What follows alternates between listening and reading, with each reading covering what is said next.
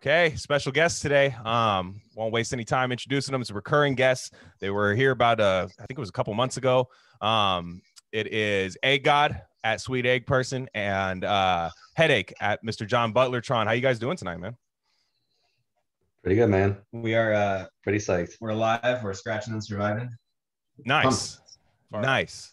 Nice. Excellent. So Egg, you wrote an essay, right? And I won't put it up on the screen, but you put it up, you wrote an essay, and it's about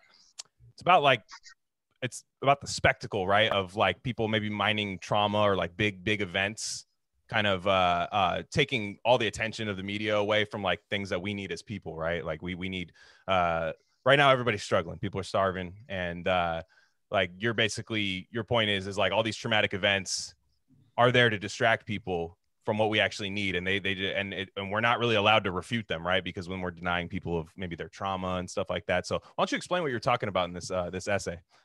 Yeah, sure. So first of all, I don't know if I'm publishing the essay yet. I don't know if I'm publishing it on a medium or if I'm publishing it through a magazine. But it'll be out this week regardless anyway. But yeah, I was trying to write about how AOC and the squad especially, they've kind of weaponized trauma and grief as a way of offering something for people to latch onto in, like to kind of win over Democrat votes, like this kind of like victimization politics. Like if Trump is the victimizer and other people want to be victimizers, they'll join Trump. And if people feel like victims, they'll recognize in AOC a big victim ally. And so she's kind of latching onto to this sort of this kind of victimhood that a lot of people in their own lives, it's definitely valid. And so she's almost like the grief and trauma mascot.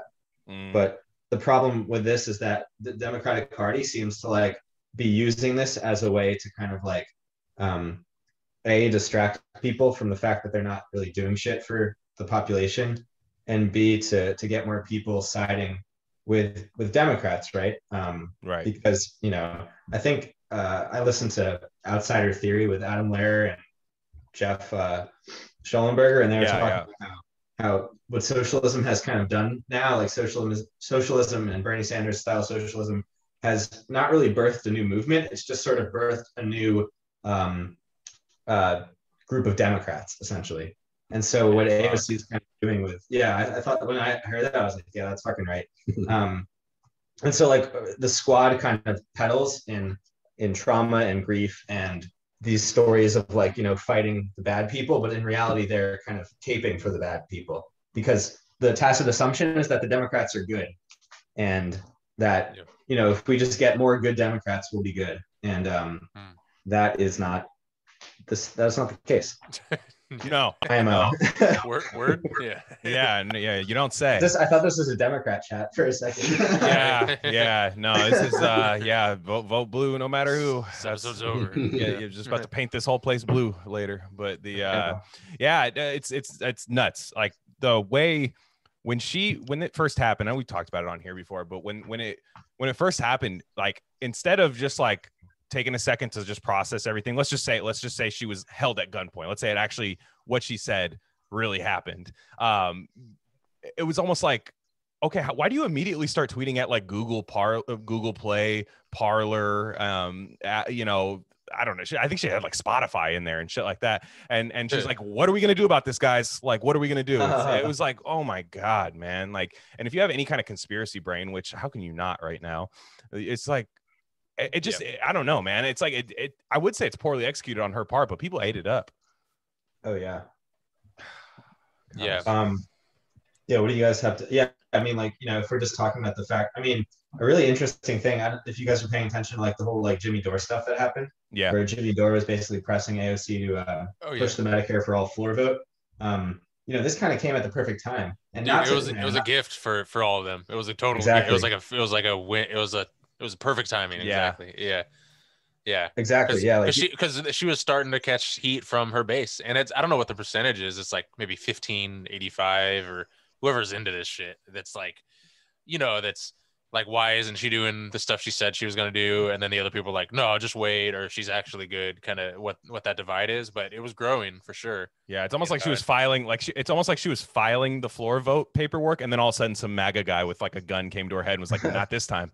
Not this time. Yeah. She's like, I swear I was doing it. I swear I was just about to do it. Like, and then like all of a sudden this kind of just sets everything off. And it's like you said, it draws attention, and you can't, what the culture we've built, we can't be like, you can, because we do, but you can't be like, oh no, that's bullshit. Like, you're using this as an object, because then you're a misogynist, then you're a this, then you're a that, when this woman clearly has more privilege than any of us talking right now, it's like, it's right. nuts. That's the crazy thing. Yeah. And the whole, it's funny. It's kind of proven a lot of this whole thing of like, okay, we just need to get a bunch of women in Congress and then they'll get shit done. And then they do this like therapy trauma session. It's kind of this weird narrative that, I don't know. It's like, yeah, it's weird. Like, what other take are you supposed to have, in this whole debacle, what are we allowed to critique, in this whole thing? What do you guys think? Oh, I'm sorry. And the billboards that they were talking about, like snitch on your, yeah, it's like, it's this whole concerted effort on like, if you were involved in if you were dissatisfied at all with the electoral process, if you're like a Trump supporter or whatever, then you're you're suspect, right? And you got to watch out, and you might get reported on by your neighbors or your family or some weird shit. I don't know. The whole thing. Yeah, I was nervous to publish this under my own name. Yeah, but your name's Eggod, so don't worry. That's true too. Yeah. I don't. It's amazing because you can't really there's basically the thing that trauma does is that you can use it kind of as a shield, so that anybody who's critical of what you're saying, it's like, oh, you're invalidating my lived experience, you're invalidating my trauma. And nobody has access to that trauma. If it, you don't even have to argue if it's real or not. If they're saying it is, then it is, and you can't argue with it, right? So anytime the way it's wielded is like, if you attack their argument, it's like, oh, you're like, well, I experienced that, so you're attacking me as a person. You're like, it basically, it renders any critique of them dead on arrival, because it makes the arguer look like misogynist, a sexist, etc. Yeah, and aren't they the people who say like walk and chew gum at the same time, where it's like, okay, like have a traumatic experience, but let's get back to the floor vote. Let's get back to that. You know what I mean? Like, walk and chew gum at the same time. Like, do your job. I'm sorry. Like, I've said this a lot here. Like, we kind of have to be somewhat emotionless with our politicians, the people that are in charge of getting us what we need. We can't have this weird, like, I guess it's almost parasocial relationship with these people. It's not healthy to do that. Yeah. I'm guilty of doing it with like the Bernie campaign, but after that, it's like I had, that was what came to me, and I guess that's considered post-left now. But to just be like, look, these people are to be treated like robots by us. Yeah. What other job do you get to have, like a nationwide aired grievance session, and with the whole stage with every major paper printing headlines about it, right? If you're a fucking waiter or a waitress and you cry at work, you get fired, or some shit, or you get let go, it's kind of, it's just, it's crazy. And the thing is, it's like, it's not to take, I'm actually like, I'm sympathetic. Like I'm sure a lot of those people were scared at what went down at the Capitol. I'm not defending any of that. But then all these little truth bomb nuggets come out, where it's like, oh wait, you're actually in the other building, and and it just makes it like weirder and weirder, and it's like what are you guys doing right now? What's actually happening here? And it's fucking weird. Yeah, it's nuts. It's almost like when one of them is traumatized for the squad, it's like they sync up together, like women with their cycles, and it affects all of them. That's the but they're the Avengers. They're the Avengers. I mean, if we're going to talk about culture today, like basically the way that the culture industry has thrown out all these movies with like the Justice League and blah blah, like the squad, that's their function. Like the thing is, like Headache and I were talking about this the other night, that in no other world could your elected, like, people stand their elected officials. It's like, no, bitch, like the elected officials work for the people. Yes. But the thing is, like, it's like, I would die for AOC. It's like, she should not die, but she should protect us. That's her job. Yeah, and you're going, and unironically, you're going to die for AOC, like whether you want to or not. Like, you're not, like you don't have what you need, and she's not going to get it for you if you treat her that way. And I'd just be so much more sympathetic to all this if I mean, dude, she stopped talking about the stimulus. She stopped talking about everything. She didn't even comment on the Syria thing, man. Not Syria. Well, I mean, she's a fucking imperialist. That's for sure. You know, but not ICE. ICE is done now. We don't forgot about that. You know, it's water now. It melted. Yeah, and every time and like, yeah, it's just it's yeah. Sorry, I just like you ever hear a joke like 3 seconds later? Yeah, you ever hear that? How that happens, man? Yeah. You ever heard about ice melting? Yeah. But it's just like if it honestly, like I could put up with like a kind of a crocodile tears politician if they actually like did the Jimmy Dore thing and forced the vote, all that shit. I'd be like, fine, you know, that's you. Like I don't care if pick one or the other kind of thing, right? You know, it's like at this point, and yeah, I don't know, it's crazy. Also, the you guys kind of already touched on it, but like her like wielding the trauma as like sympathize me is just like flipping power on its head, right? It's like she has more power than 99% of Americans, right? Like, and it's like now we are supposed to feel bad for her. It's like she can't do her job anymore, or quote unquote job, which is to pass stimulus or whatever because of this whole thing. Yeah, my take on this is a little different than Eggs, and we talked about this when you were writing your essay. Like when basically like my whole thing is like politics at this point, and maybe this has been true for a while. I'm just realizing it now, but it almost feels like it's like entirely theater, and not even as like theater as the distraction, but just theater is politics itself.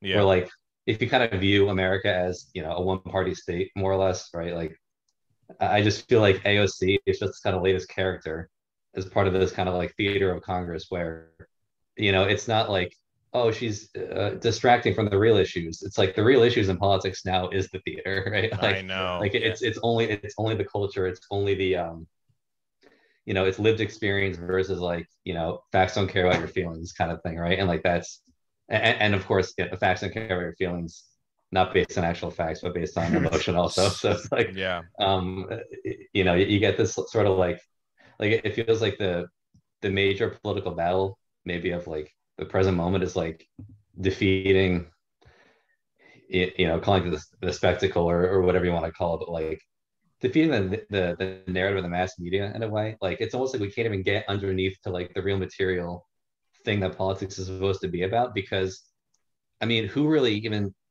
associates politics with like getting access to money or food anymore, right? I know. It's just like it's whatever is on TV, and I feel like that's like a big hurdle. That's politics is theater. It's like it's reached a new meta status of reality, and how what the things that were supposed to help. Because remember when politics was getting exciting with now we have Twitter and we can organize and Occupy Wall Street, we can all like communicate and all that shit, and now it's just like live streaming, and it's just all like, or like some mutual aid type of stuff, which is that's charity. Charity. Exactly. And it's odd when our elected officials look to private companies to save them. Oh, like the Google and Facebook thing. Like she was on with I don't know the guy's name. He's just some soulless like robot from Silicon Valley, runs one of the tech companies. And she was like on Twitch talking to him like, how do we fix this? It's like you fix it. Like I'm not saying it's weird because like when I talk to like just regular normie non-online Democrats, they're like, well, what do you want her to do? And they make you think like they make us think that we think the US is so much worse than it is. Like for people, like it's still a first world country, but they make us sound like we're talking about a third world when we're talking about it. But then I'm like, you think it's a fucking fascist Nazi state. Yeah. You know what I mean? Like you literally think that we're fighting off like Nazi terrorists every single day.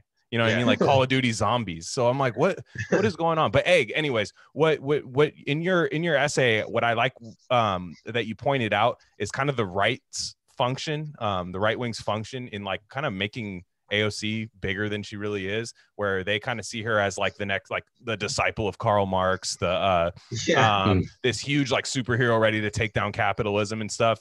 And it's weird whether that's just controlled opposition or them just completely missing the mark on it. It does serve as a major function to get, because I talk to people like right wing people at my work and they're just like, dude, she's gonna fucking she's gonna bring communism here, and it's like, you really believe that? She's scared of 4chan bros.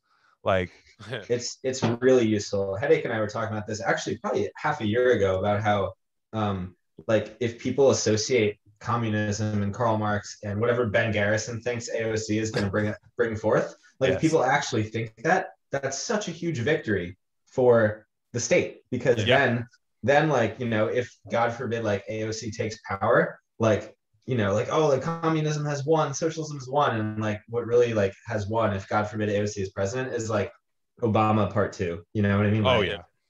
But they said that about Joe Biden too, though. It's like communism on Joe Biden. Yeah, and Obama, you know, like Obama was like an anti-Christ. You're like, damn, not even like Marx. They're just like, no, he's gonna like scorch the world over. Actually, yeah. That's nuts. People saying Biden, Biden, like I remember, like, you know, just right wing family members and shit being like, Biden is gonna bring about communism. Like, Biden is more right wing than Trump. Like, you guys are like, sorry.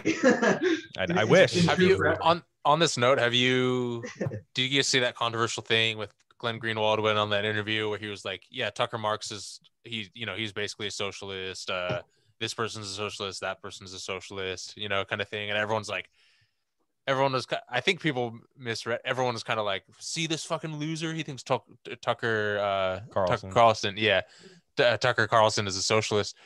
And I was like, kind of like what people consider socialism today, how watered down it is. It's like, he's not wrong. You know, they're obfuscating the meaning of it. They're doing it on purpose, I think. Yeah, totally. Like whatever was sold to you as it's funny is like, I don't know. It's just crazy how these terms have zero meaning anymore. Yeah, the right plays a function. Like the right is super complicit in this, man. Like that's one thing. And I think a lot of people, we get so focused on the Democrats because let's be real, like it is like a one-party system and it's largely Democrat, you know, especially now. I mean, they literally control everything, like not even behind closed doors on some like lizard people shit. Yeah. But they really do, like, because they have the power. I mean, but yeah, like the right just props them up. They make her seem like the villain. Yeah. Even though we think she's a villain for a different reason. Like, we kind of we just like sat back and observed, like, let's see how this plays out. What's she gonna do? What's she gonna be like? All right, 1 year, 2 year in, blah blah blah. And we're like, oh, okay, this is what it is. This is fucking lame. The right wing is like weirdly obsessed with her, and they always have been, you know. And it's like my friend says, it's like he's definitely on some psychosexual shit, you know, where like all these they're trying to smash. You know what? I have a hot take too, because you remember when Ben Shapiro used to say, like, you won't debate me to her, like all the time. Like that was a couple years ago. Yeah, I honestly think she would have got fucking murked by Ben Shapiro, and it would have been totally. It would have been ugly. It would have been not that Ben Shapiro's right. I just think he's better at debating than she is, and she would have just got emotional and cried. And she knew it too. That's why she didn't do it. Yeah, she would have got murked. It would have been bad. Yeah. It would have been very bright. Like Ben Shapiro, I think, is smarter than her, but he's evil. Like he's smart for like he can argue well. Yeah. He doesn't have to be a good arguer. Debate club prez. Yeah. No, that's exactly it. So yeah, he's just like good at debating. Like it's like the person who has the politics you hate, but they're really smart and they can make you sound wrong, even though like their politics are awful and not sustainable or anything. Like a neoliberal. Sophist, yeah, exactly. That's like, who's that motherfucker? Thomas Sowell or whatever. Yeah, you know that guy. Yeah, that guy's a trip. Yeah. But yeah. So no, it's no, the essay is great, Egg. So you said you're not sure where you're gonna put it yet, but we you guys can look out for it next week, right? Is that correct? Yeah, next week it'll be up regardless. It'll be up in some iteration. Gotcha. Nice. Yeah, I really enjoyed what you said, Glenn, about that words kind of don't have any meaning anymore. I mean, I was just thinking the same thing. Yeah, because we're big Baudrillard heads, and as you guys know, who's obviously Baudrillard is totally irrelevant right now.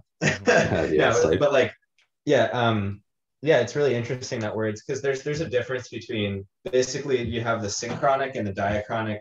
You know, I'm gonna drop some theory bombs. Let's go. Yeah, I've been like anti-theory this past week. English professor. Fucking Henry Kissinger of theory here. Theory is only cool when we talk about it on this podcast. Yeah, that's what we've decided. So you're good. Exactly. Yeah, like I mean, there's basically, you have the way language works is that you have words that are like diachronic and words that are synchronic. Diachronic is where you take like the historical. I just smoked some DiaCHRONIC right now, dude. Yeah, I mean, Yeah, fucking go, dude. I love it. Are you on that DiaCHRONIC sativa or the Yeah. synchronic? Smoking on that Yeah. DiaCHRONIc shit that made Oh my God. Baudrillard go crazy. I gotta have to dive into. Sorry, go on. I had to. I'll hit my DiaCHRONIc and you. No, it's okay. You lace me with game real quick. We Go could, ahead, Egg, sorry. the picture of this episode should be like Baudrillard just like fucking like lighting up. Actually, all his pictures, he's like smoking a cig, which I think is put some We got the episode.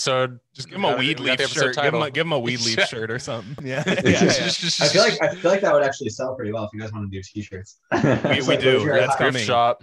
Let's go. Yeah, I would buy a t-shirt with Baudrillard smoking. Wow. Oh, yeah, or counting money like those SpongeBob where they make SpongeBob look like a gangster, but it's almost like yeah, that would go hard. I like that. That is really good. Well, Sai does all our wonderful artwork, so Sai does the wonderful artwork, so he's gonna get on that soon. So, but anyways, Okay. Egg, Diachronic. So words have diachronic meaning and synchronic meaning, and diachronic is like what the words have traditionally meant versus what they mean now, and synchronic is just where you take the word and you compare it to like other words in as they're happening right now. So we don't really have like people don't think diachronically anymore. They just think synchronically because that's sort of the only way you can think, because American culture is sort of all about erasing history, right? So nobody can think historically. History is something that happened in the past. It's boring, right? I was watching In Bruges last night. You guys ever see In Bruges? Classic, Colin Farrell. Oh, it's so fun, yeah. The guy, I remember Colin Farrell's character was just like, history, like that already happened. I don't care. It's like, that's what a lot of people think. And so it's like, well, if you don't know what socialism is or like what it's done in the past, you're just going to think whatever's happening now with whoever like, capital S socialism is related to, like that's what it is. Yeah. And if socialism now is like, like center right politicians who like speak in wokeisms, like that's a really big win for the security state. Like, and also the evolution of language in that direction like is political in my view.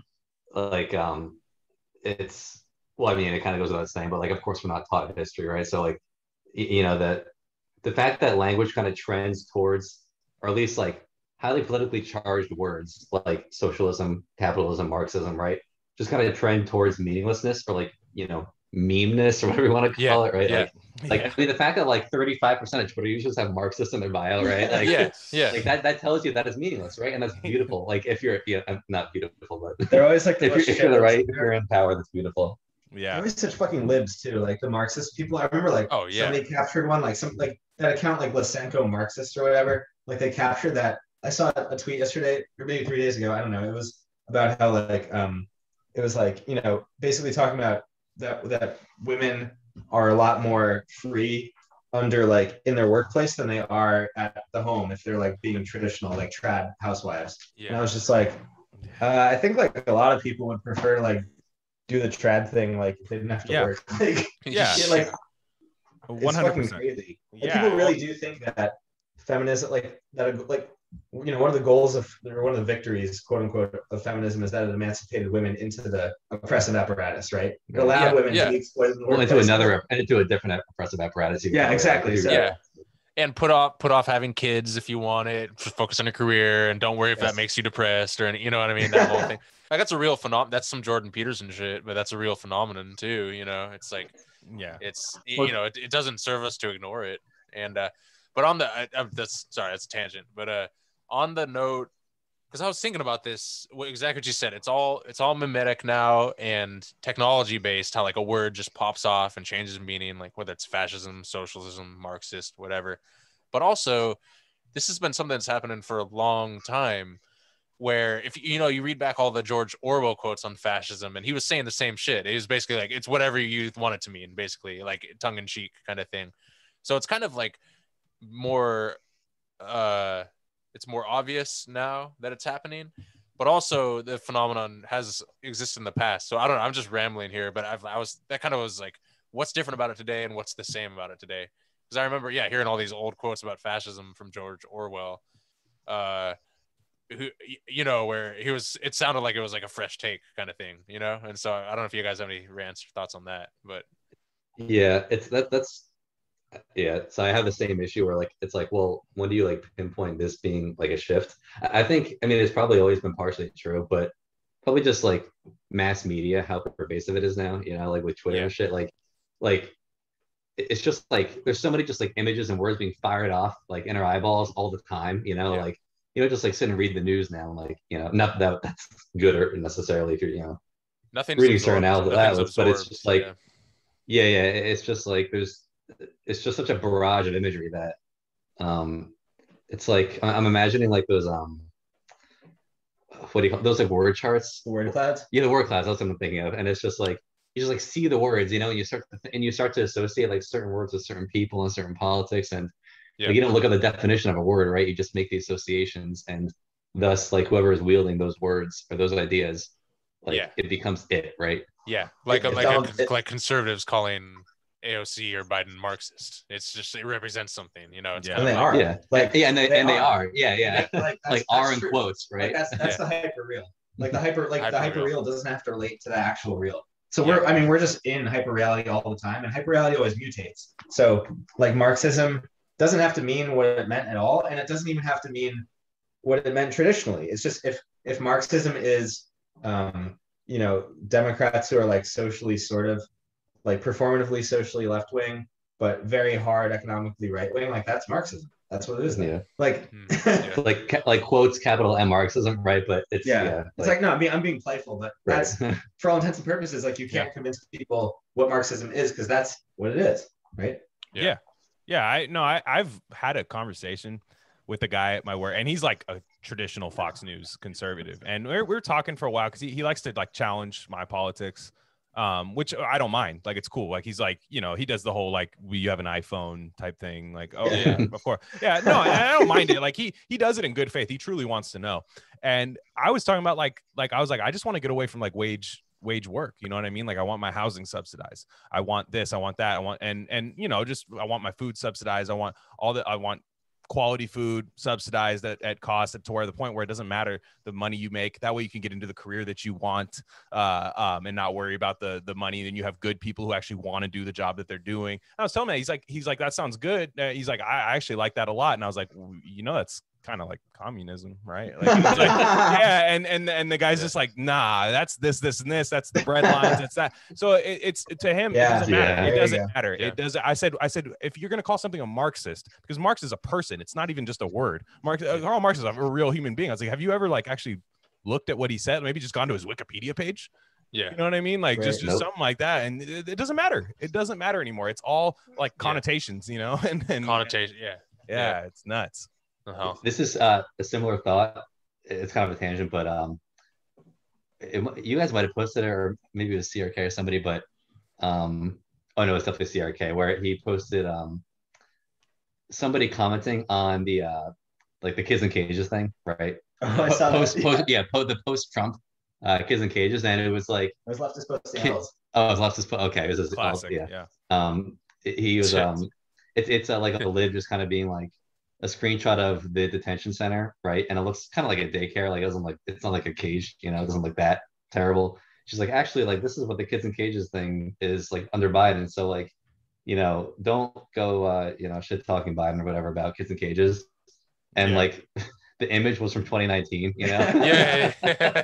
I know. All the mobile minis, all the mobile minis in that big the big like classroom portables, like in the thing. I remember that picture. Yeah, and it was from the Trump administration, which is just like, again, I love that. I love shit like that. I just happened to be watching the debates with just some libs that are in my house, you know, and it was that whole, or you as you do. Yeah.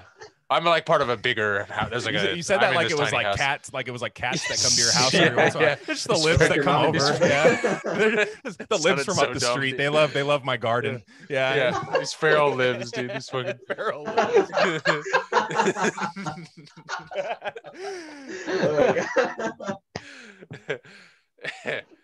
No, like, you know, my neighbors basically. But yeah, feral libs. Oh man, that's so good. I love that. Yeah. Yeah, he's dying. Please oh, go that's on. so I'm good. Sorry, yeah.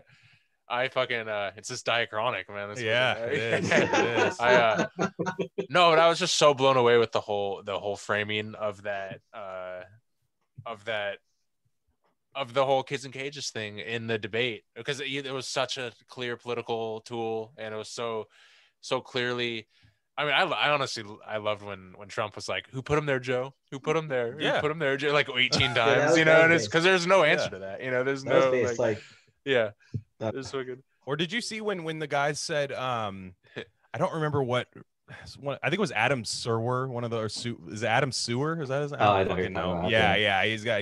he's just some like lib journalist, but he's like kind of like a Generation X kind of guy, and he was like, yeah, for all of you saying that we're in like the worst like time for free speech right now, that was actually like 2001, and I thought that was insane, because like so many of the people who are like really want to like crack down on free speech are not old enough to remember that. So I thought in my head, I'm like, he's actually a genius for saying that, even though it's not true, right? Because the Patriot Act honestly has been expanded on since then. Yeah, okay. And you know what I mean? But he was just like, no, it was worse at this time. And I was alive during that time. I wasn't like an adult or anything, but I was alive at that time. But it wasn't, you know, and we didn't have social media, so it's a bit different. But like, I just thought it was so interesting that he was able to say that, and all these people just ate it up who are like 19. You know what I mean? They were like, either they were infants at the time or not even born. And it was nuts how that can happen, how you can just revise history now.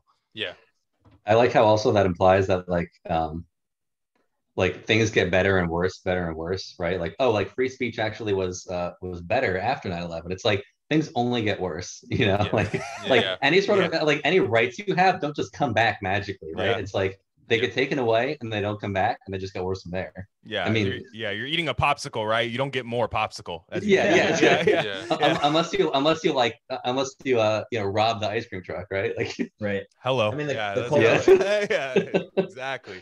Yeah. Oh man, and like we're saying, it's a good segue. And actually, Egg, you touched on it a little bit in the essay with the Aunt Jemima thing that happened, where they switched out Aunt Jemima. I think they switched the name of it. I can't remember what it's called. Pearl Milling Company. Which is funny because that sounds like a plantation. and like it's like, no, we're not gonna have this lady on there. It's like more racist. Actually the Pearl Milling Company workers got beat up at Pinkerton, so we're trying to unionize, we're trying to get back so they're like, that's better. Yeah, and then the Republicans are like, that's Marxist. And then but the anyways, what you were saying, so lately it's been going nuts just this last week, and I'm trying to decide how to react to it, because some people are saying you shouldn't react to it, you shouldn't do that, but like the Dr. Seuss thing, let's just start there. Can you guys explain to me what it even was? Because I just heard the name and the trends, and like I don't even what actually was the thing that. So the house on Mulberry Street is the book that was targeted. It's not every Dr. The house Seuss is racist. The house exactly. Exactly. The house was too white. It didn't have the sign. Well, what I'm saying is they should repurpose the Dr. Seuss house on Mulberry Street, but it should have the "In this house we believe in science. In this house we believe in that Black Lives Matter." Not enough lawn signs. BLM lawn signs. Yeah, exactly. And then awesome. And then Zillow values it at 2.1 million. And then but what? Anyways, that there was a few things where they said, oh, a guy had like super Chinese eyes in there, like cartoonish Chinese eyes. Oh, he did have those drawings. I know that. Yeah, okay, and that's why you're racist towards Asians. But I'm kidding. But anyways, they had a bunch of like kind of like, look, I'm not gonna lie, like some of the drawings, it's like, that's not like chill. You probably shouldn't have done that. Also, though, it was 1904 when he was born, when Dr. Seuss was born. Books are written, 30 years later or something like that. Doesn't matter. I'm like, what? Okay, but he was probably like the woke tard of that time. You know what I mean? I was just thinking that was like very communist. Rudyard Kipling or whatever that guy's name was, the Jungle Book guy was calling him a bitch, like a pussy. Yeah. He's like, read this Jungle Book, doctor. And, this pussy ass author, illustrator guy. Yeah. He's like, I'll show you some eyes. Yeah. And, but it's okay. So that there were libraries complaining about that for years. Saying like, look, we don't want to carry this book anymore. It's got these racist drawings in it, right? It's kind of on like the blackface bit, and like the people who have those like racist artifacts in their house and stuff. So that ends up happening. And then the way the liberals framed it was like, no, the publishing company chose to do that. And I'm like, you think so? Like, you really think the publishing company, after years of a very successful children's book, is like, let's switch it up? Yeah. and people are like, that's free market capitalism. It's the free market. And they're doing that to own the Republicans, right? But then the Republicans then went on Amazon and like bought every Dr. Seuss book, because that's what they do. They're like the biggest Dude, they went, it's like 9 out of 10 of the top bought things on Amazon are like Dr. Seuss books. Capitalist activism. Honestly, respect. I'm not gonna lie. And then what did they do? They did that with the Goya Foods, Dr. Seuss books, the pillows. So they just have they have pallets of just Goya beans, My Pillows, and Dr. Seuss books, and it's like a real doomsday bunker. And I know. It's just got so many Dr. Seuss books. Guys, entertainment locked up for like 25 years. Yeah, it's the this guy's eating beans meme. And the what I found was funny is people say that's free market capitalism. This happened. Enough people complained, and I'm like, I don't think enough people complained. Right. And that's the difference between capitalism and populism, right? Is populism is when if 70% of the United States said, yeah, fuck this book. Yeah, I agree. And like, let's change it up. But I guarantee you that's like 3% of the nation that was offended by that, if that. Yeah. You guys know. Yeah, I think it's generous too. Yeah. Yeah. And I'm 50-50 on this dude. I love him and hate him on some things, but Nassim Taleb. I think I say Dr. Seuss. I was like, what the fuck? Yeah. I was like, fuck that dude. Yeah. Yeah. But 50-50 on him. Yeah. But he has, first of all, I do have, Dr. Seuss was fucking weird. Right? Didn't he hate children? Like, he's like, I just do this. Like, I don't even like it. Yeah. Dude. I was like, that's awesome, dude. You're fucking like, yeah. Well, I mean, how many times have you worked at a place where you hated the customer, right? Yeah. Exactly. Yeah. Where's the line? Yeah. But Nassim Taleb has an article called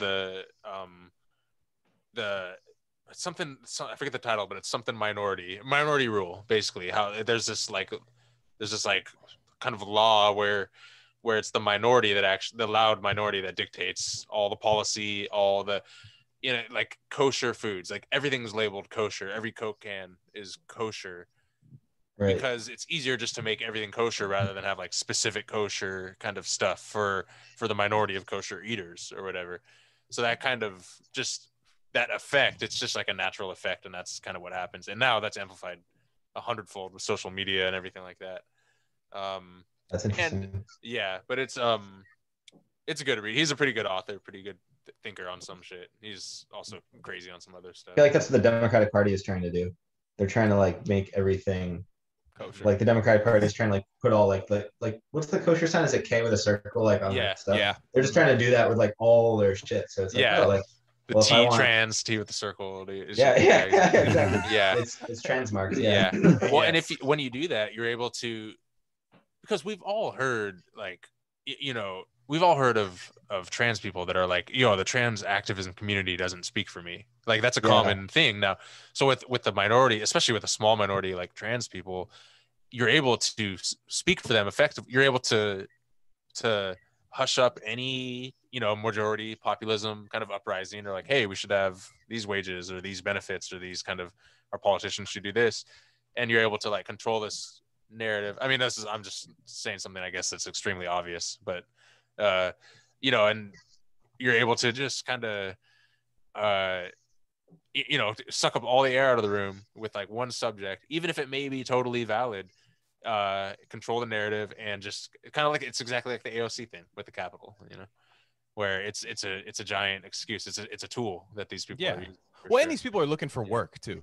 You have to realize this is what journalists go to now when they don't have a boogeyman as president, right? Like when they don't have Trump to just focus on every single day, right? This is what Trump said today. This makes my job very easy. Now I got to go after any residual thing, right? And it's kind of crazy. It's come to show when you're going after Dr. Seuss books, that means you're looking for work. Like you're creating work. You're a grocery store employee that knocks over a can of ragu, right? Because you don't want to pick up the carts in the parking lot. You're like, well, no, I'm doing this. Sorry, And it's nuts. And like this lady right here, I have a tweet. I've been saving it. This one, I don't know why I got so mad at this tweet, but it's so stupid. It's from Ashley Parker, who I want to say she's got a great resume there. Washington Post, MSNBC. Yeah, she's got the murderer's row. Trifecta. She's got to be on the side. Yeah. So she says, in my honest opinion, Dr. Seuss books are unnecessarily long, generally annoying, and just not that good. the only silver lining is that the plots are so convoluted. Plots, yeah, that you can usually skip pages without anyone knowing. It's kind of a base post, honestly. Yeah. First off, do you know how to read? Do you know how to read? Like that's like a Trump post. Yeah. Like Diet Coke is terrible. I'll keep drinking that shit. Convoluted. I just Dr. Seuss sitting there like, I'm gonna confuse these fucking kids today with this plot. Oh my god. They always do that when something gets canceled, because even in their head, even like a lot of liberals, like I was texting my mom about it and I was like, yeah, this totally made me a neo-Nazi, you know, like this book, all these Dr. Seuss books we had. And she's like super MSNBC, CNN, mad out lib. And she's just like, oh yeah, no, that was, you know, the just joking about it. I'm like, she doesn't even buy this shit. But when these people say they were never good anyways, this was never good, this always sucked, always hated this, you know, like, and it's like, no, these were wildly popular things. Like you were not thinking that as it, like, you know, when you were reading that in school or whatever, as, you know, it wasn't the take you had. The Cat in the Hat to fucking American History X Edward Norton pipeline, like, just what the fuck, dude? Like this might be too conspiratorial, but do you think like this might be a way of like getting people not to read the Lorax? Because like the Lorax is like one of the most based like left-wing texts that children, right? I mean, Henrik, you have a daughter. Like, did she read the Lorax? No, I actually, I read a Lorax like a week ago. Actually, that's really funny. It's like, the Lorax and Silent Spring. He's the reason Amazon got it as the #1. Headaches just clicking add to cart, just buying out the shelves. It's pretty good. I think it made rounds on Post Left Twitter a week ago saying it sucks. I don't really think it sucks. There's an amazing page in the Lorax where, I don't know if you guys know the plot. It's very convoluted, obviously, but the guy chops down all the trees in the forest because he wants to like make sweaters for people. Yeah. And eventually all the trees go away, right? Because he chops them all down. And the little bears, the Barbaloo bears that live in the forest, like they like start starving, and the Lorax is like looking after them, right? And so he like goes to the businessman, and he's like, look at all these bears, and like in the book they're actually like shriveled up and starving. And he's like they have crummies in their tummies, as in like they're hungry. And then the businessman says like, he's like, you know, I felt kind of sad about what the Lorax said to me, but you know, and the crummies in the tummies, but business is business, and business must grow. But like, well, it's like that's pretty big. That's like capital. That's like the law of capital accumulation for children. Like yeah. I'm about to do that to all the people on like Twitter and stuff. I'll be like, have you read Seuss? You know, have you? Before you talk to me, have you read Seuss? Are you on his Substack? And, that's nuts, dude. Like, that's crazy. But then, like, look, so Dr. Seuss, right? Okay, isolated incident, right? Because the thing about the right wing, what they do is they treat everything like an isolated incident. So they're like, okay, this happened, got to buy all the Dr. Seuss books. It's done. But it's like, that's the thing. I don't love Dr. Seuss. I'm not like I don't have kids. It's not that big of a deal. I stopped reading Dr. Seuss a long time ago, obviously, last year. But the weird thing about it is, it's never just one thing. And it is the slippery slope. I don't care if I sound like some, Ben Shapiro reactionary with that too. Because look at Mr. Potato Head too. Like, obviously that's like probably nothing, but if it's nothing, why change it? You know what I mean? Like the gender thing. It's that's like the thing that brings attention to it. Yeah. Did they want to make Mr. Potato Head non-binary, or just I guess so, or just they're partners. Just Potato Head. The potato partners. Well, they just they call them partners now. No, okay. I was like, for real? Yeah. That's a it gets you mad. It gets you mad. Like, it's okay to feel that way. You're like, why? Yeah. You know what I mean? Like, what's the point? Toy Story is not the reason there's fucking racism in the world. Yeah. But it's crazy. I was thinking about that with Dr. Seuss and Calvin and Hobbes, and I was one of those kids that read Birth of a Nation. I mean, come on. What's going on here? Yeah.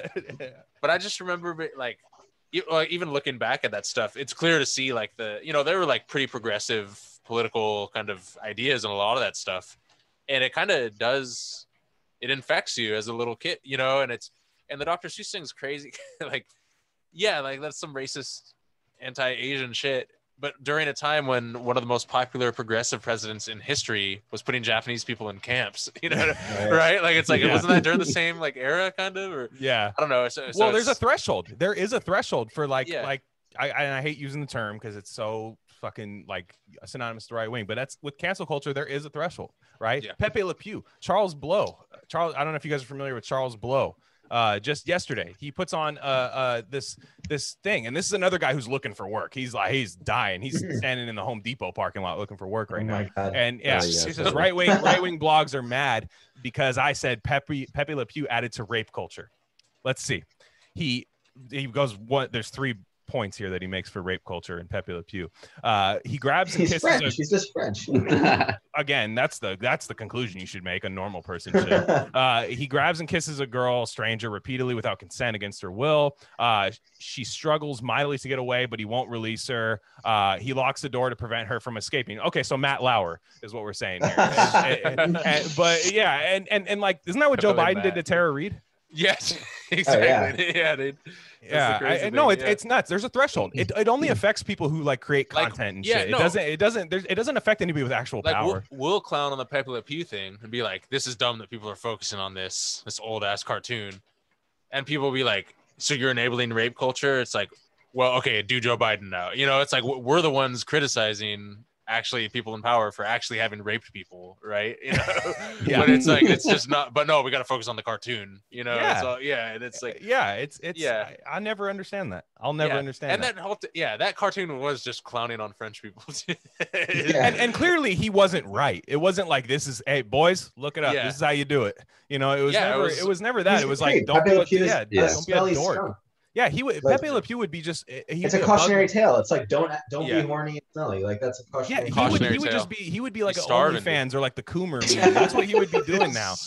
Is just hammering that subscribe button, just running up a tab every month.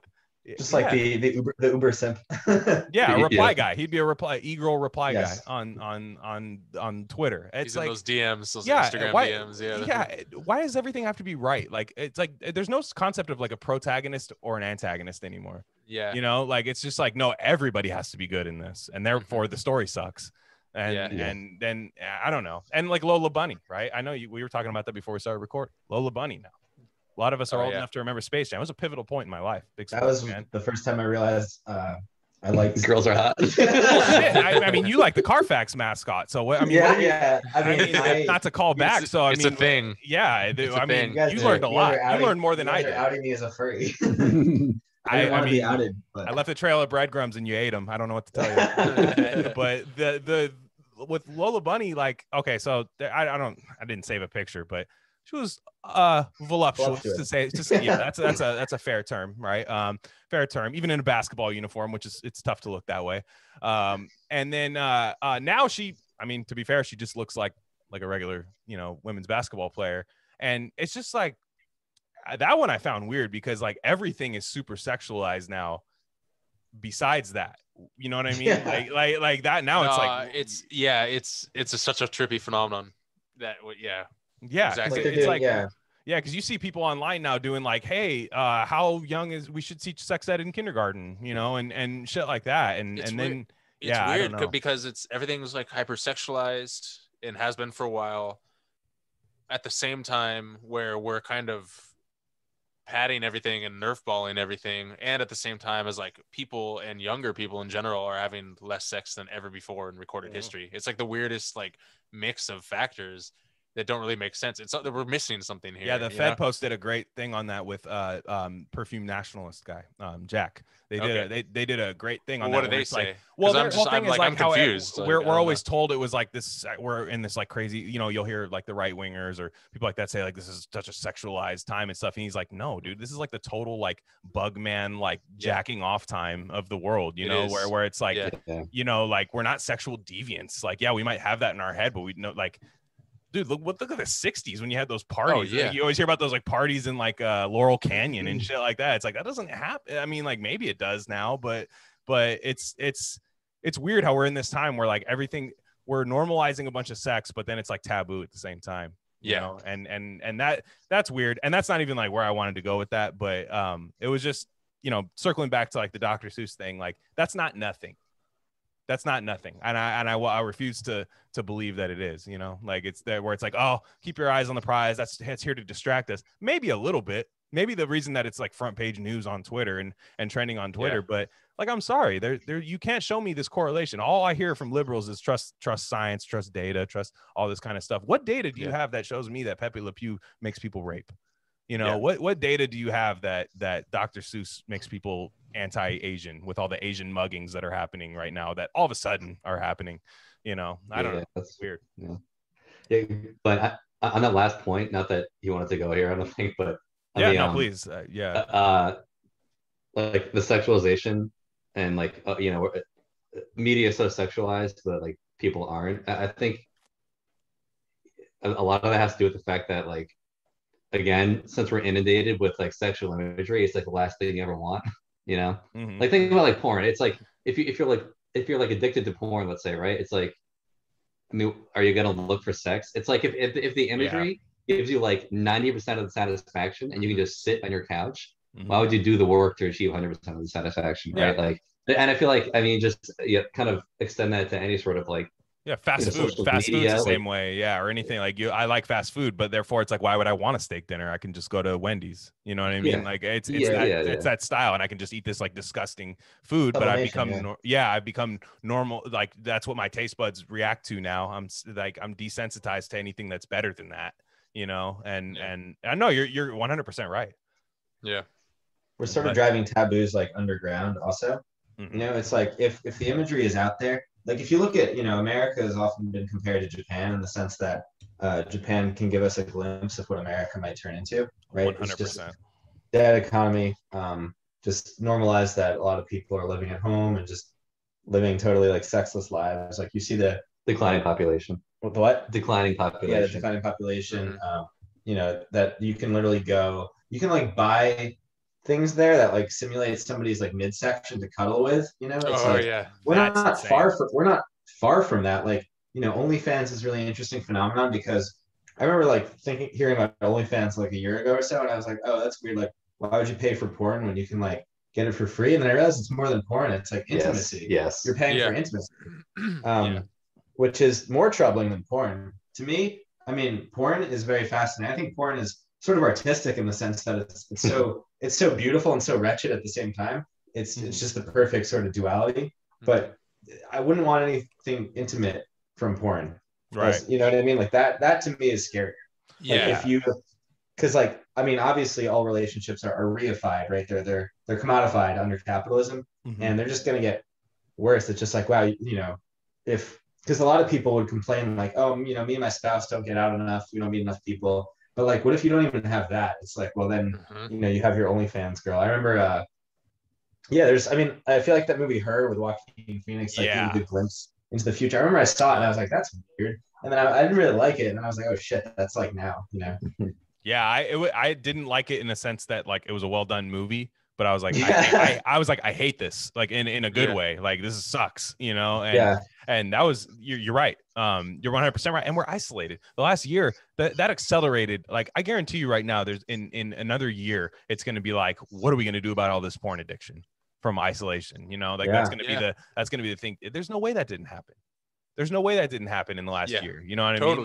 Like look at the OnlyFans numbers. Even, you know, exactly. And it just became the new Uber. You know what I mean? Basically, and like because you're not going anywhere, and so you're basically just it's a gig economy sex work. It's like there's never been. I don't know. It comes full circle. It's nuts. And may I get like a little spiritual woo woo on this for a while? Please, like please. Like the Taoists say that, you know, it's not good. Like they were big on channeling sexual energy, but not in a shameful way and not ever in a way like they were pro sex. They weren't like celibate, you know, or you could choose, you know. And they were big, but they were big on like, regardless of whatever path you choose, whether you have a wife, whether you have tons of concubines, or whether you're like a monk, you got to channel your energy.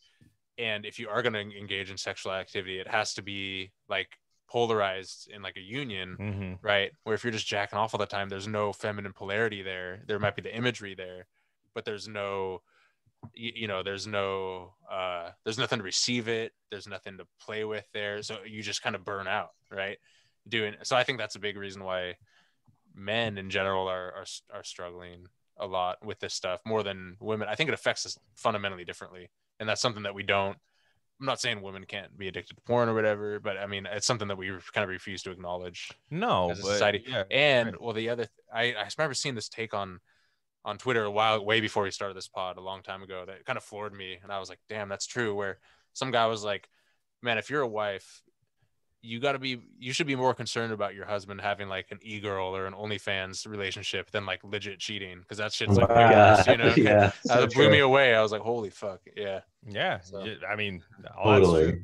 But yeah, like we're isolated, right? Like we're isolated, so it almost becomes like, well, what else am I gonna do, right? Yeah. And that's what like has been said with the lockdowns. Like, don't go outside, get addicted to porn, please. That's better. That's better than going outside and dying from something that has a 0.01 chance of killing you. Oh, You know Let's what I mean? go. No, Let's I mean it's a trip, Walk dude. around It's film. a trip. And the last point I wanted to touch on for this pod is the mask mandates going away in some states.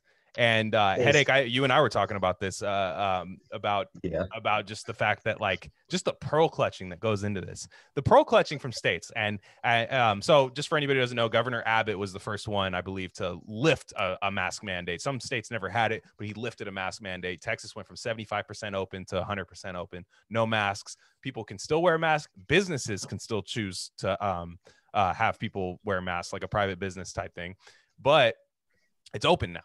And coming from somebody who lives in California, a heavily masked state, Gavin Newsom said, actually, I think we should double mask and not make the mistake from these places. Yeah, just a sick freak. But the funny thing is, like, the liberals are saying all this shit. We have way more deaths from COVID than fucking Florida does, and way more per capita too, before anybody tries to, well, actually that, and more than Texas. And it's like roughly the same with some of the worst states. So I don't know, man. Like, it's weird with all this isolation thing. So it's a Headache. I wanted to hear some of your takes on that, because this is a safe space for COVID truthers, in case you didn't know. Yeah, dude, it's like I'm at the point where it's just like, yeah, fuck it, like that's good. Like I mean, like I'm tired of being like, oh well, you know, COVID isn't that big of a deal, but you know, we should still do this and this. It's just like I'm sick of this shit. It's like end it all. You know, like I mean, what? Because at this point, like I think we all talked about this as it was going on, but like it's gonna reach a point where it's never gonna go away, you know, like Of course. I mean, and I think we're kind of there right now. Like we've lapped a full year of this, and well, Glenn, not to pivot this, but I saw you comment on this like blue check lady about how she's like point of privilege, but like I'm scared to go outside kind of thing, and you were like you were mad about this, and I was looking mad too, but like it's like everybody's brains have been so rewired now. Well, not everybody's, but what did I say? What did I say? You were just like, or somebody quote tweeted it, and you were just like making fun of how she kept saying like, "I know I'm privileged, but it was like yeah. No, that was scary. I'll pull that up. That was fucking scary. Please go on. I'll pull it up. Pull it up, because this is a great. It's not even really a segue. It's kind of right on the topic. How like, yeah. I mean, you know. Like people just like actually believe that we can never go outside again. It's just like I laugh because it's just so fucked. But like, I mean, everything we've been talking about already with like the internet and like, you know, people kind of replacing images with reality, whether it's you know, porn, friendships, relationships. You know, it's like it's all being solidified now that it's been a full year,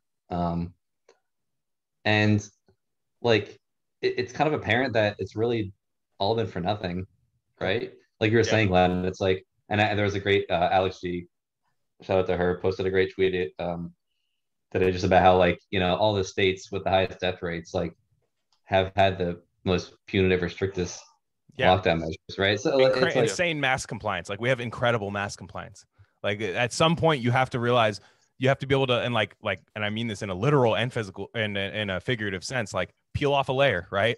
Like peel off a layer. Like, okay, you realize that maybe this doesn't do anything, and that doesn't make you like these kids burning masks in Idaho on some performative like right wing shit. That doesn't mean that, but you are trusting the science at that point when you realize like maybe the fact that, and Alex Berenson goes on Joe Rogan and says this all the time, and on all this, it's like maybe the fact that we're all stacked on top of each other in these crazy things in these buildings and just staying in there all day, that's what's killing people. You know what I mean? Yeah. Not just being out in the open with no mask and working out, but this was a thread you were talking about. That it was this lady, and I don't like anything like against this person, but because I do see this coming from there, but it is funny. It is like a total, it encapsulates like everything that's been going on for this COVID. You see the check mark, right? You see, I say white check because I use night mode, and I encourage everybody to use their Twitter on night mode, but that's beside the point. It says, is anybody having a weird amount of anxiety about impending society reentry? Thread. No. Yeah, no, I mean, look, I'll tell you this. I've gone out to a place, like even today we went out for pizza, and like it was kind of weird. Like I haven't like been out at restaurants for a while, and it was just almost like a butterflies feeling where I was like, oh shit, but it was awesome. It was like a euphoric feeling. It wasn't like it was, I don't know if any of you struggle with anxiety, but like sometimes like anxiety, you don't know what kind of anxiety you get until you get the end result, where you're kind of like I don't know if I'm nervous, I don't know if I'm gonna shit my pants, or I don't know if I'm excited, you know. And that's kind of like how I am a little bit. And I was like, no, I'm excited, this is great. But anyways, she says, I don't know if the anxiety and all that. She says, I 1,000% acknowledge the extreme amount of privilege I've had to work from home, by the way. I know this is a champagne problem in so many ways. My family and I have been extremely quarantined for medical reasons. Again, parentheses, again, I know this is a privilege. So I truly just don't know how I'm going to interact with people when that time comes. And I don't know, all this shit when I'm not home, basically. I don't know how I'm going to interact. And like, that's sad. To me, you talk about the Great Reset. There's a lot of scary shit that's going to happen with this Great Reset. I think there's a lot of truth to it. But the real Great Reset is like, how do we talk to each other again? Yeah. Like that's what's scary to me. And like lift the mask mandates, see what happens. Like see what happens, dude. I guarantee you it's not going to be a bunch of fucking 25-year-old bodybuilders dying in the streets. I'm just telling you right now. Like that's just not going to happen. Like I have a guy at my work going, hey man, you got to watch out for this variant of COVID. It's this one. This one's killing. This one killed a swimmer in South Africa. I was like, oh my God. New variant just dropped. Yeah. So true. I don't know. I'm ranting here, so please somebody else take the reins. No, it's crazy. It's so funny to me how imagine reading that tweet thread, having worked like 10-hour shifts this whole year at a grocery store. You know what I mean? You've just seen thousands and thousands of people, and it's just like, you know, it's just so crazy. It's so crazy that we've created these, you know, isn't there this whole like actually PMCs don't exist kind of discourse on Twitter right now or something, you know, or classic. Like, yeah. And it's like, how could you say that these people have been sheltered for a year making six figures, in many cases getting bonuses and raises and stuff during this time? Like, how could you say that's not a thing, you know? Yeah, I got to walk down from the ivory tower today. I'm just losing it. I'm just even with like my friends and family who the ones that are able to work from home, and like that's all they've ever known, or they that option, like they never had like a blue collar job or anything. They have such a different mindset about this shit. It's ridiculous. It's almost like talking to it's like a line in the sand, you know. It's crazy. Versus people that have to go out and work and I've never seen anything draw a line between classes like just a single event. I mean, and this is the biggest thing. We talk about it every week on this podcast. Like we started this before the lockdowns happened, a couple of weeks before this podcast. But I mean, it's like, damn, dude, like I've never seen anything this major happen, you know? Like I don't know, but Egg, I'm curious. I don't hear you talk about COVID much. I'm curious to hear about what you think about all this. Well, my interesting thing, COVID. I mean, it's funny. I had a tweet the other day. I was just like, you can agree that COVID is both real and a psyop. I liked it. I loved that one. Yeah. I saw you liked it. I was very happy about that. I set my account to just like whatever you tweet. So you could. Wow. I mean, you could say you could say fash adjacent stuff. And I mean, I think the header of my post, I think the header of my page says you can like as many tweets as you want. I don't care. I took it literally. Yeah. I encourage it. Yeah. But yeah, to me, like I agree with pretty much everything. Headache says, I think Slothrop has become my COVID guru. Fuck. Oh, yeah. Slothrop is so great. So good. The Yoki wizard. We need to get him on. The Yoki wizard. That guy's it's based. just like, it's so true that basically, you know, like Marx's concept of ideology, that you can basically tell where a person is going to stand politically based on where they went to school, how much money they made, et cetera, et cetera. That's basically evident with how you view COVID. You know, it's like Headache and I, we live in like a pretty working class neighborhood. mostly Hispanic, and like everybody just kind of like is out all the time, and we see them, and it's just like everybody has such bigger problems than COVID. But then you get other people, like I'll talk to people who are actually like, PMC, they make at least like, 150 grand a year. And it's just like they genuinely believe that if they go outside, they're gonna die. And that's been pushed by other people who have those same jobs. Like Rob Rousseau had a really I was just gonna bring that up. Thank you. That was crazy. What is this? Yeah, we talked about a Fed post, I think. Rob Rousseau, I forgot what the tweet was, but he was just like, like people are saying, you want to? I remember it. It was like yeah, I know it too. Oh, if there was a 1 in 100 chance that a rock would fall on your head and you would die. Piano. No, it was a piano. It was a piano. It was a piano. He went Looney Tunes. He went fucking Acme. He went Acme. He goes, if there was a 0.01 chance if I walked outside that a piano dropped off my head. 1%. Yeah.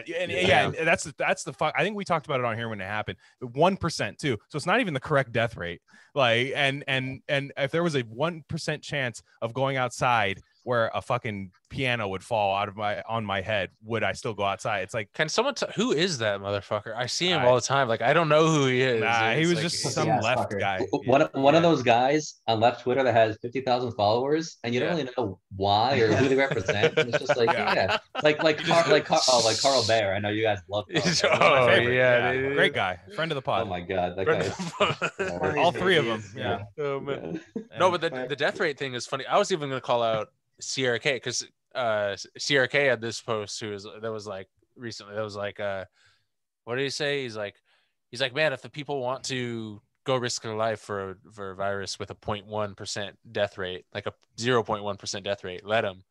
And like even that number is too high. It's great. That's great. We're all getting the number too high. It's like 0.0001. It's fucking nuts. It's which is, and like I get the point everyone's trying to make, but like 1% is like, if it was 1%, I'd be freaking the fuck out. That's insane, 1% is a huge difference. Yeah, that's crazy, but it's not. It's not at all. The thing is that like capitalism produces such like alienated and isolated people that a lot of these PMC types don't feel like any threat to their livelihood, because like they're all about bare life, right? Their whole lives are about accumulating capital and living as long as they possibly can, because everything's accumulation to them, right? So like if there's a 0.001% chance that is going to be impeded, you're not going to care about risking your life, because you don't actually enjoy your life anyway. You don't see people you like. You don't do things you like. Literally, your whole life and all your hobbies and all your social milieu is about accumulating capital and living as long as you possibly can.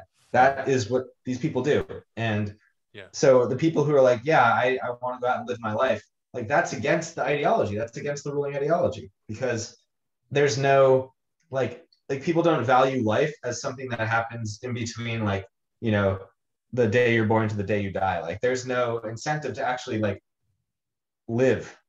So why would you do it? Why would you risk dying to do what life is there for, right? Like that's the big problem. I think the big unspoken secret, or that's a bad way to phrase it, but like I think PMCs like don't want to admit that they're happy now. Like they're happier now because it's like, finally I don't need to do all the bullshit of like, because like their old lives were like they actually had to like put on clothes and go to work. Mm-hmm. Now they just can stay home and do work. Like that's their whole life. They're trained to be antisocial anyway. Yes. So now they don't have to pretend. Yeah, like that. And then they're like, oh, but I have this Peloton and this workout mirror and all this stuff. And like, all I hear about is like, oh, I put on like 20 pounds since the quarantine. Like, fuck, dude. Like, this is insane. and I'm just like, dude, first off, like, go for a walk outside. Like, how scared are you? Like, I don't know, man. Like I said, when it first hit, I got scared, man. I got scared when it first hit. Yeah. I'm like, that's the normal reaction, right? When you don't know what it is. But it's like, at what point? Like, I don't know, because it's weird. It's a different world for me. Like, this is a different world for me. I've been at work since like June, since I went back, and like these people have like Zoom happy hour, man. Like, what the fuck is that? Oh my god, that's the sickest. Yeah, that is the sickest shit I've ever seen. And like, I've seen people. That's not what we're doing. Fuck, no, just kidding. Well, it's true. Yeah. Hey, you misled me in the chat. Hey, bud. No, it's just. Yeah. All right. I don't know about that. Yeah, but no. Yeah. No, that's what you told me, guys. That's what you told me this was. No, yeah, exactly. Well, it's funny. I heard these people. No, it's crazy. I agree. This was a sick story. I heard this person I know, the entire bar closed down that they work at because of COVID out in California and it wasn't open, and they have Zoom happy hours still. So a bunch of unemployed people do Zoom happy hour when they lost their job from COVID.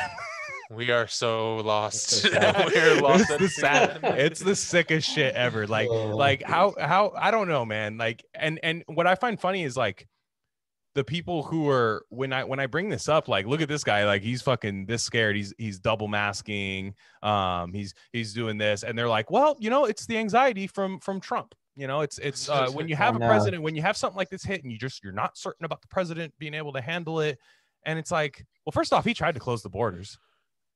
You know what I mean? When it first hit, like out here where I live in Silicon Valley, there was a guy who, I don't know, I found the story funny for whatever reason. I don't know why, but he, the first case that hit was this guy that went on like a business trip to China and then came back to Silicon Valley and just like spread it everywhere, like to his wife, and like they all went to work and all that. And it was very similar to I don't know if you guys have seen the South Park with the pangolins, where Randy Marsh is fucking the pangolins in China. That's just the way I chose to view it. But the he spread it all over like Silicon Valley, and like that's what like started the first lockdown, because like liberals would be like, no dude, that's Republican bullshit, they think China's gonna just spread this disease everywhere, like it's not gonna happen. My dad, I'm not even trying to put him on blast, like my dad's like very level-headed, but he was like, dude, you have a better chance of being hit by a car than getting COVID, which I actually have the highest chance of being hit by a car because I do road construction for a living, so that's the heart. But he was like, yeah, you have a better chance of that happening than COVID, which is still true, but like it's like 1 in 5, you know. yeah. I know, it's like a 20% chance I get hit by a fucking transit bus, and but the way he was saying it was like, oh, you have this chance, and then like a week later was like, we got to get these masks, man, like we gotta get all this stuff down. And it's like, it's so funny how they have like market-based politics, you know, like it's whatever, like trust the science with Fauci's already predicting another spike. God. Oh yeah, of course he is. Because spring break, like he's looking at his calendar and he's like, let's see, March here, spring break, perfect. Like looking for another like $1 million from whatever lobbying agency. He's just longing 3M masks in the market, dude. That's just all he's doing. He's just he's in a perpetual long and he hasn't gotten out of it yet. It's he's so gonna well shit. No, in this household we don't believe in science. I'm starting not to. I'm starting to become anti-science. Like, I'm not gonna lie. Like, and by anti-science I mean just whatever I'm told by how could you not be? How could by anti-science I mean just like anti-liberal news propaganda. The New York Times is science. That's what it is. Like, that's the tacit. It's clearly not. Yeah, well, the minute, like I said, you know, we said all the time, the minute like the George Floyd things didn't account for a single spread in COVID, I was like, oh, okay, yeah, you know what I mean, like that, but they were scared to say that. Instead of in good faith having events happen outside, okay, let's bring everything outside now. That could have been like a way to open up the economy. That could have been a way, because what the left does is they're like, I've seen some real sickos on the left where they'll say, nah, let's stay closed so capitalism just dies. That was the original thing. That's definitely what's happening. Yeah. Like I've seen that one where they're like, no, we're gonna let capitalism die. Yeah, most of our comrades are gonna die too, but like, you know, we're gonna let capitalism die. Yeah, we're gonna build it back up into socialism, and it's like, you guys are fucked. Like, you guys are fucked. Well, that's exactly when because I knew this shit would expose a lot of stuff in terms of just like, in fact, like, I didn't know exactly what it would look like, but I knew this would be a year of reckoning for all sorts of power structures and Congress and all this different stuff. And I was like, okay, let's see what's going to happen. But then the second, it went from like, you know, you just want to get your hair cut, you know, you want your privileges and people are dying, to like, oh, like, you know, suicides are quadrupling amongst kids and all these, and, you know, 50% of restaurants and 80% of arts jobs in metropolitan areas aren't coming back. And it's like, wait, what? Like, this is what you, but then you're called a small business cuck. By these people, when you're just like, I'm sorry, I just don't want, like, you can't just sweep the fucking rug out from under capitalism and expect like this shit to, like, you can, it's baked into the system. You can, like, but like you're not ready for what's going to happen. That's the problem. Like when, Yeah. when you do that, when you let an economy crash, like just, well, I don't want that to happen because Yeah. I don't see the working class hasn't been weaker in years. You know what I mean? Like this is the weakest I've ever seen, like the working class. So we're just not ready to build back. Like we need to build solidarity right now. And you can't do that when you're in the pods eating the bugs. Yeah. Yeah, that's another huge thing. And also, yeah, like you were saying, it's like the whole idea of, oh, this is good because it's bad for capitalism. It's like generally economic crises under capitalism are bad for poor people, like more so than businesses, you know, like that's just a general rule. It's like if everybody's losing their jobs, if businesses aren't out of business, like they can recover and you can't. I mean, it's like if you've like, I don't know, if you've ever known anybody that's experienced economic hardship, that's kind of common sense in a way. And I don't know, that tells me a lot about the political or the economic makeup of like who you see kind of represent the left online. Like, oh, well, look at the stimulus later, you know, but like, it's actually good that we're all losing our jobs because capitalism is, you know, because sales are down 3%, you know, should we not have to work? We should just not have to work like those people. It's like, fuck, dude, that is not. Yeah. That is like, I guess, but like maybe if we got some money also, that would be good, you know? Yeah, and we won't. That's like it was never an option. But shit. Yeah. Well, shit, guys. I mean, I could talk to you guys all day, but I mean, we are close to an hour and a half here, so I don't want to go much further than that. But do you guys have anything you guys want to plug? I know, Egg, you said you got your essay coming out soon, but just go ahead and drop your Twitter handles and maybe anything you guys are working on. Yeah, sure. I have a Medium where I write, but that can be found on my Twitter, which is @SweetEggPerson. And again, I'm the Egg God. That's me. Yeah, I got nothing cooking. I'm not really on Twitter that much anymore, but I'll drop it anyway. @Mr. John Butlertron. Might get back on Twitter. I'm still scrolling, but not posting as much anymore. Kind of ran out of things to say, so maybe this. Yeah. I don't know. I'd argue you're using it the right way. Yeah, maybe. I'm actually the same. More. Yeah. I never see you too much side either, but I posted. Yeah, I counted actually. I posted 11 times this year, so maybe get up to 12. I made that when I made that one post. I posted the first time in a month. It was about how like shit, what was it? Oh, like not wearing a mask is domestic terrorism. And it was like, oh, haha, like the Washington Post just made the headline. But like I actually didn't even see it until like 30 minutes later. No, that's like, all right, I'm just not gonna exactly anymore. Like everything's already happening. It's like, what can you say? Yeah, irony you can't do it anymore. So yeah. No, I hear you guys. Well, shit. He's at CryptoSci. I'm at Glenn Rockney. This is Rare Candy Pod. You can follow us at Rare Candy Pod 1. Please subscribe to us on YouTube. You can find all that links on the Twitter page. We're gonna drop a couple episodes this week. It is our 1 year anniversary. So I don't know. Anniversary sounds kind of gay. So, but yeah, 1 year birthday. Sure. 1 year glow up. Yeah, glow up. There you go. But it's been going on for a year since Super Tuesday. We have been here for the entire Bernie demise. We watched it happen on our very first episode. Bernie was getting fucking smoked. Like it was just such a crazy time. We were just like, let's do it this night. This will be cool. That'll be our first time to do our episode. And we're like, this sucks. He was just getting demolished. Yeah, getting demolished. So you can thank us for everything that's gone bad ever since we started the podcast. Everything's gone to shit. But thanks everybody for listening. We're gonna drop 2 episodes. Our next one will be with Uncle Doomer, so that'll be a fun one. Nice. Yeah, that'll be a fun one. We can get another one with Serena Farb coming up soon with our vaccine absolute Chad vaccine analyst that we'll be bringing in here. So everybody subscribe to the YouTube page, subscribe on iTunes, Spotify, wherever you listen. Appreciate you guys. Hey, God, Headache, appreciate you guys, man. Thanks, guys. Yeah, man. Thanks, guys.